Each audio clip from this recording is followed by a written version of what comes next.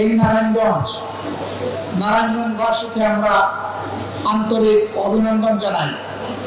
বিগত নির্বাচনে হাজার জালিয়াতি, সন্ত্রাস, কালো টাকার ছড়াছড়ি, ভয়ভীতি প্রদর্শন, হাজার জাতের মেকানিজম, ইঞ্জিনিয়ারিং সব কিছুকে উপেক্ষা করে আপনারা 11 দলীয় ঐক্যকে একটা আসন কমপক্ষে আপনারা উপহার দিতে পেরেছেন। এই জন্য আপনাদেরকে অভিনন্দন। আমরা বিশ্বাস করি নির্বাচন যেভাবে সুষ্ঠু হয়েছিল, তার ভোট গণনা এবং রেজাল্ট ফলাফল যদি সেইভাবে সুষ্ঠু হতো, অন্য আসনটিতেও অবশ্যই জোটের বিজয় হতো। বিজয় চিন্তাই করে নেওয়া হয়েছে। আমার সম্মানিত সহকর্মী উদাহরণ দিয়েই বলেছেন কিভাবে নেওয়া হয়েছে এবং কারা এর সাক্ষী। তারপরে কেন আমরা এই রায় মেনে নিলাম? অনেকের আমাদের উপরে অভিমান, আপনারা এই রায় মেনে নিলেন কেন? আমরা তাদেরকে বলেছি 17.5 বছর দেশ ছিল স্বৈর শাসনের কবলে। এরপরে একটা নির্বাচন হয়েছে। নির্বাচনে তো জনগণ ভোট দিয়েছে।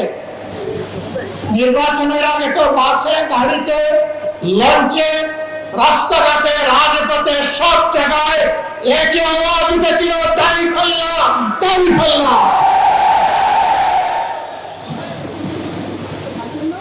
একদিনে দুটো ভোট হয়েছে। একটি সংসদ সদস্য হিসাবে নির্বাচনের ভোট, আরেকটি সংস্কার পরিষদের সদস্য হিসাবে গণভোট। আমাদের অবস্থান সুদৃঢ় ছিল।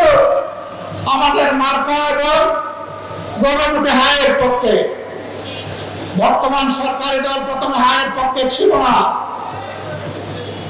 তারা চুপ ছিল, নীরবে নীরবে তারা নায়ের পক্ষে ক্যাম্পেইন করেছিল। এরপরে জনরোষের মুখে পড়ে তাদের নেতাও কমপক্ষে একবার শহীদ আবু সাঈদের এলাকায় গিয়ে বলতে বাধ্য হয়েছিলেন 12 তারিখ 2টি ভোট, একটা গণভোট আর একটা জাতীয় সংসদের ভোট, আপনারা গণভোটে হাতে ভোট দেবেন। আউয়াল ওয়াস্তে আখের একবারই তিনি বলেছেন। কিন্তু তিনি তো সেই দলটির নেতা। বর্তমানে সংসদে তিনি হচ্ছেন সংসদ নেতা, প্রধানমন্ত্রী, সরকারের প্রধান, বাংলাদেশের প্রধান নির্বাহী। তিনি যে বললেন কথাটা, সেই গণভোটে যে 66.8% মানুষ ভোট দিল, 66.8%, তাদের ভোটের মূল্যটা তিনি কি দিলেন? তিনি শপথ দিয়ে গণভোটকে অস্বীকার করলেন। তার সহকর্মী যাকে বলা হয় তিনি সর্বমন্ত্রী, সব মন্ত্রণালয়ে তিনি আযানও দেন, একামতও দেন, মাঝে মাঝে তিনি সংসদে ফতোয়াও দেন।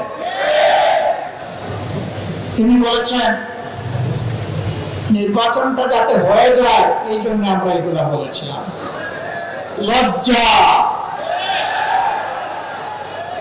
একটা সংগঠনের শীর্ষ জায়গা থেকে যদি জনগণকে এইভাবে ধোঁকা দেওয়া হয়, তাহলে রাজনীতি এবং রাজনীতিবিদদের প্রতি মানুষের আস্থা থাকবে কেন? মানুষ কেন রাজনীতি এবং রাজনীতিবিদদেরকে বিশ্বাস করবে? আমরা ওই রাজনীতি করি নাই, আমরা ওই রাজনীতি করব। আমরা সংসদে নোটিশ দিয়ে 68 মিনিটে আলোচনা করেছিলাম গণভোট যেন হারিয়ে না যায়, গণভোটকে যেন সম্মান দেখানো হয়।